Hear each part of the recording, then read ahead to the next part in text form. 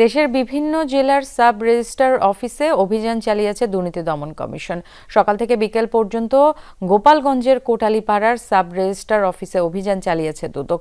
প্রথমে খোঁজ খবর নিয়ে পরে তদন্তে ওই অফিসে নানা দুর্নীতির তথ্য পাওয়া যায়। গ্রাহকদের কাছ থেকে নকল উত্তোলনে ও দলিল রেজিস্ট্রেশনে অতিরিক্ত টাকা দাবি সহ বিভিন্ন ক্ষেত্রে জমির দাতা ও গ্রহীতার কাছ থেকে নেওয়া হয় অতিরিক্ত ফি। এই বিষয়ে সাব রেজিস্ট্রারকে ব্যবস্থা নেওয়ার নির্দেশনা দেওয়া হয়েছে বলে জানিয়েছে দুদকের কর্মকর্তারা। দুপুরে শরীয়তপুর সদরের সাব রেজিস্ট্রার অফিসে দুদক অভিযান চালায়।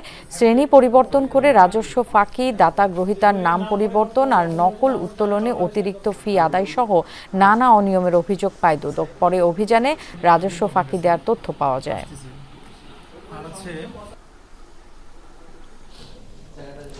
জমির নামজারিতে অতিরিক্ত অর্থ আদায়, ঘুষ নিয়োগ ও বদলি বাণিজ্য সহ অনিয়ম দুর্নীতির অভিযোগে চট্টগ্রাম জেলা সাব রেজিস্ট্রার কার্যালয়ে অভিযান চালিয়েছে দুদক।